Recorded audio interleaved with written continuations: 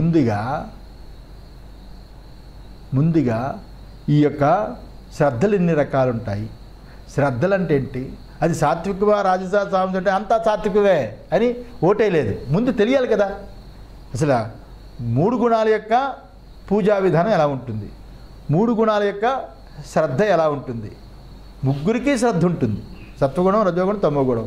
ముగ్గురికి పూజ ఉంటుంది, ముగ్గురు నిష్ట ఎలా ఉంటుంది. ఇవి తెలుసుకున్న తర్వాత అర్జున నీకు సరి చెప్తా. ముందు మూడు తెలియాలి కదా. వినండి.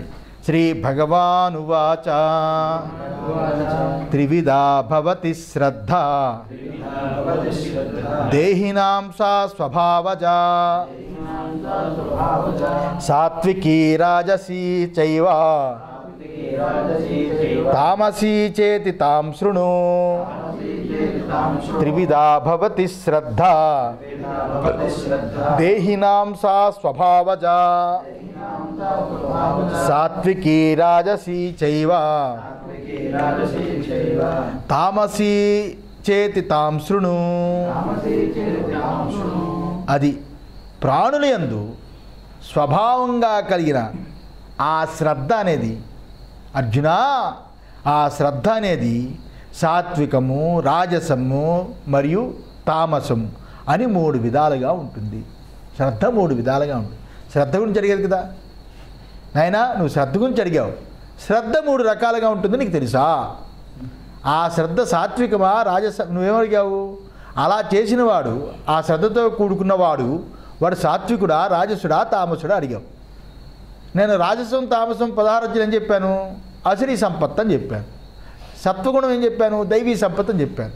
అసలు శ్రద్ధలో కూడా మూడు రకాలు ఉన్నాయని తెలుసా? సత్వగుణము, రజోగుణము, తమోగుణము అని మూడు విధాలు చెబుతాను. విను, శృణు, విను. త్రివిధా త్రిప్రకారా భవతి శ్రద్ధ. త్రివిధ శ్రద్ధ మూడు విధాలుగా ఉంటుంది. మూడు విధాలుగా ఉంటుంది. యస్యాం నిష్ఠాయాం త్వం పృచ్ఛసి దేహినాం సా స్వభావజా. ఏ నిష్ఠ అంటే ఏ పూజని నువ్వు అడుగుతున్నావు, ఏ నిష్ఠని నువ్వు అడుగుతున్నావు, అది ఆ దేహులు అంటే జీవుల యొక్క అంటే ప్రాణుల యొక్క ఆ శ్రద్ధ స్వభావమై ఉన్నది. స్వభావం అంటే సహజమై ఉన్నది, పుట్టుకతోనే ఉన్నది అని అర్థం. అర్థమైందా? ఆయన చెప్తున్నారు జన్మాంతరకృతో ధర్మాది సంస్కారో మరణకాలే అభివ్యక్త స్వభావ ఉచ్యతే తతో జాత స్వభావజా. ఆ స్వభావజ అనే దానికి శంకరాచార్య వారు డెఫినేషన్ ఇచ్చారు, అందమైన డెఫినేషన్. స్వభావజ అంటే సహజం, స్వభావం. ఏమిటి స్వభావం అంటే జన్మాంతర కృతో వెనుక జన్మలో చేసిన ధర్మాదులు యొక్క సంస్కారం ఏదైతే ఉంటుందో, ముందు జన్మలో చేసిన ధర్మాదుల యొక్క సంస్కారం ఏదైతే ఉంటుందో, అప్పుడు ఆ జన్మలో చేసిన సంస్కారాలు వా జన్మలో మరణకాలం యందు అవి అభివ్యక్తమవుతాయి. మరణకాలంలో అంటే వాసనారూపకంగా అవే తిరుగుతుంటాయి. మరణ సమయంలో మనసు వీక్ అవుతుంది కదా. శరీరం లేనప్పుడు మనసు బలహీనం అవుతుంది, దుర్బలమవుతుంది. అయ్యో ఆశ్రయం లేదని బాధపడిపోతుంది. ఈ ఆశ్రయం ఉంటే కదా ఇంద్రియాలతో నేను చలాకీగా ఉంటాను, ఆశ్రయం పోయిందని బాధపడుతుంది. ఇల్లంతా ఖాళీ చేసి రోడ్డు మీద పడేస్తే బ్యాంకు వాళ్ళు జప్తు చేస్తే ఎలా ఉంటుందో ఆ రకంగా ఉంటుంది. అప్పుడు దుర్బలమైనప్పుడు వెనుక జన్మలో చేసిన ధర్మాధర్మాల యొక్క సంస్కారం ఏదైతే ఉందో మరణకాలంలో అదే అభివ్యక్తం అవుతూ ఉంటుంది. దానినే ఇక్కడ స్వభావము అని అంటారు. దాని చేత పుట్టినది స్వభావమైన శ్రద్ధ. అది అర్జున, అదేనా? దాని చేత పుట్టినది స్వభావమైన శ్రద్ధ. స్వభావజ అంటే ఆయు కర్మచ విత్తంచ విద్య నిధనమేవచ. అదేదా? పంచైతాని విలిఖ్యంతే గర్భస్థస్యైవ దేహినః. ఆయువు, కర్మ, విత్తం, మరియు విద్య, ధనమేవచ, విద్య ధనం, విత్తం చెప్పాం కదా, ధనం. అలాగే మరణం, మరణం. ఆయువు, కర్మ, విత్తము, విద్య, మరణము. ఇవి ఈ 5, ఆయువు, కర్మ, విత్తం, విద్య, ధనం, 5. ఈ 5 పంచైతాని, ఈ 5ను విలిఖ్యంతే గర్భస్థస్యైవ దేహిన, జీవుడు గర్భంలో ఉన్నప్పుడే ప్రాణికి వ్రాయబడుతున్నది అని. గర్భంలో ఉన్నప్పుడే వ్రాయబడుతున్నది అంటే వాడికి ఏ వాసనలు ఉన్నాయో అవే గర్భంలో ప్రవేశించి ఆ వాసనతోటే ఉంటాడు అని అర్థం. అనే వచనం చేత పూర్వకృత పుణ్యాది సంస్కారమే ఇక్కడ స్వభావము. లేక స్వభావము అంటే సత్వగుణము, రజోగుణము, తమోగుణాత్మకమైన ప్రకృతి అని కూడా ఉంది కదా. దానివల్ల పుట్టిన స్వభావజనులు, దాని చేత పుట్టిన స్వభావంతో కూడుకున్న జనులు.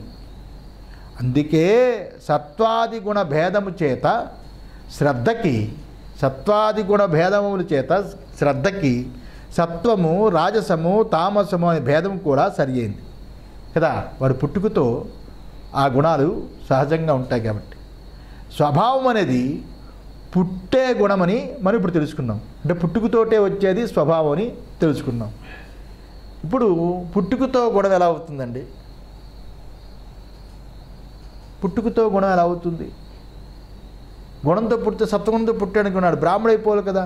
కాపులింట్లో పుట్టినా సత్వగుణంతో పుట్టాడు అనుకోండి, వాడు బ్రాహ్మడు అయిపోవాలి కదా. జన్మం ఉందా, గుణం ఉందా? అది ఇప్పుడు అది పెద్ద ప్రశ్న. ఇది ఒక పెద్ద. అయితే మేము దానికి ఏం చెప్తామంటే వేప విత్తనం నుండి వేప చెట్టు, దాని విత్తనం నుండి మామిడి చెట్టు పుడుతుందా? వేప విత్తనం నుండి మామిడి చెట్టు పుడుతుందా? పుట్టదు కదా. బీజం ఎలా ఉంటే ఆ రకంగానే ఉత్పత్తి అవుతుంది. గుణాలు పుట్టిన తర్వాత మార్చుకోవచ్చు, మాత్రం పుట్టినప్పుడు మాత్రం గుణం అదే కదా. వేప చెట్టు అనేది చేదుగా ఉంటుంది, అది ఉంటుంది. కానీ నేను వేప చెట్టుగా చేదుగా ఉండను, ప్రజలందరికీ తీపి మామిడిగా పుడతాను, పుడుతుందా? తర్వాత మార్పు చేత తీపి మామిడి అయిపోతుందా? అవ్వదు కదా. ఆ రకంగా ఏ కులంలో గర్భవాసం చేశాదో ఆ గర్భవాసంలో అదే విత్తనం ఉంటుంది కదా. వేప చెట్టు నుంచి విత్తనం తయారైంది, ఆ విత్తనం చేస్తే మళ్ళీ వేప చెట్టును కూడా పుడుతుంది. ఏ గర్భంలో ఏ రకమైన బీజం పడిందో ఆ బీజం అదే గుణంతో కూడుకుని ఉంటుంది, అంతే కదా. దాన్ని ఎవడు మార్చలేడు. ఇందులో వేప చెట్టు నుంచి మామిడి పండు పుడుతుంది, పుట్టదు కదా. అందువల్ల మనసు యొక్క స్వభావం కూడా ఆ రకంగా మార్పు చెందనది అని ప్రజలకు కూడా అభిప్రాయం ఉంది కదా.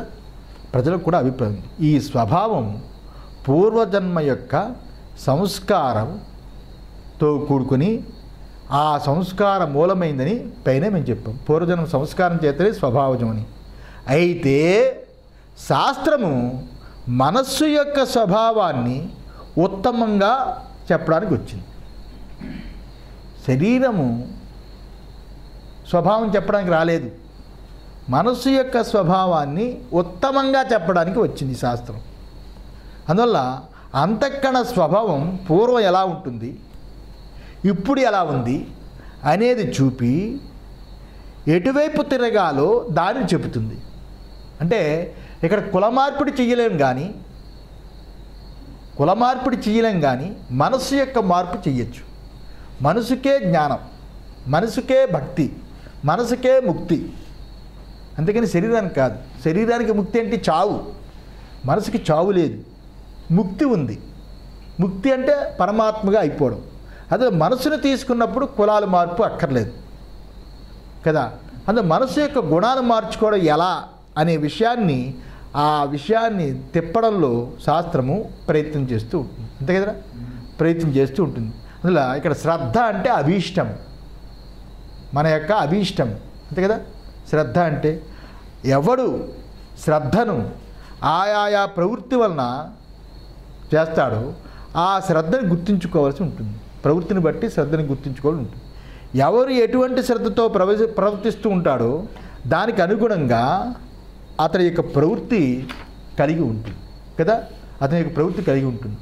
సాత్వికీ సత్వ నిర్వృత దేవపూజాది విషయ. ఎలా ఉంటుంది? ఎలా ఉంటుంది? ఎవరు ఎటువంటి శ్రద్ధతో ప్రవర్తిస్తూ ఉంటాడో వాడికి అనుగుణంగా దానికి ప్రవృత్తి కలిగి ఉంటుంది. ఎవరికి ఏ రకమైన శ్రద్ధ కలిగి ఉంటుందో ఆ శ్రద్ధకి తగ్గట్టుగా వాడి ప్రవృత్తి ఉంటుంది. ఎలా ఉంటుంది అంటే భాష్యకారు చెప్తున్నారు, సాత్వికి సత్వ నిర్వృత దేవపూజాది విషయ అని వాడు చెప్పాడు. సాత్వికము చెప్తున్నారు. సాత్వికం అంటే సత్వము చేత కూడిన దేవపూజాది విషయమందు శ్రద్ధ, అది సాత్వికం. రాజసీ రజో నివృత యక్ష రాక్ష పూజాది విషయ. రాజసము రజసుతే కూడుకున్న పూజ యక్షులు రాక్షసులు మొదలు పూజే వాళ్ళకి విషయమైన శ్రద్ధగా ఉంది. అందరికీ శ్రద్ధ ఉంది, శ్రద్ధ ఎవరికి తగ్గలే. వాడు ఎంచుకున్న దేవతలు వాడి యొక్క శ్రద్ధ గుణాన్ని బట్టి దేవతలు ఎంచుకుంటాడు. వాడి యొక్క శ్రద్ధలో ఆ గుణాన్ని బట్టి దేవతలు ఎంచుకుంటాడు. పాప శ్రద్ధ ఉంది, పూజ ఉంది, వాడు మారమన్నా మారడు, వాడు మారమన్నా మారడు. తామసీ తమో నిర్వృత ప్రేత పిశాచాది పూజ విషయ.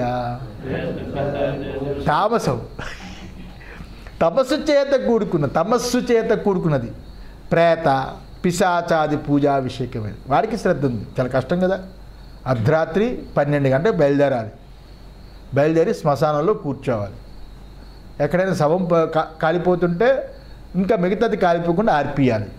పాతి పడితే భూమి నుంచి బయటికి తీయాలి. దాని మీద కూర్చొని చెయ్యాలి జపం. ఎంతో శ్రద్ధ, భయం లేకుండా, అమ్మో అని భయం లేకుండా శ్మశానానికి వెళ్ళి పూజలు చేస్తారు ప్రేత పిశాచాదులు. తామసుకుడు వాడికి శ్రద్ధ ఉంది. యక్ష రాక్షసుని పూజించేవాడికి శ్రద్ధ ఉంది. శుద్ధ దేవతా పూజలు చేసే సాత్వికుడికి శ్రద్ధ ఉంది. ఏవం త్రివిధ తాం ఉచ్యమానాం శ్రద్ధాశృణు. ఈ విధంగా అర్జున 3 రకాలైన శ్రద్ధలు ఉన్నాయి. దాన్ని చెప్తారు, విను, తెలుసుకో. అప్పుడు శ్రద్ధ సాత్వికవా రాజసవా శాస్త్రం తెలియవాడు ఇలా బాల్తపడు దేంట్లో ఉన్నాడో అది కూడా చెప్పు అని. సహనా భవతు సహనో భునక్తు సహవి. ఓం శాంతి శాంతి శాంతి.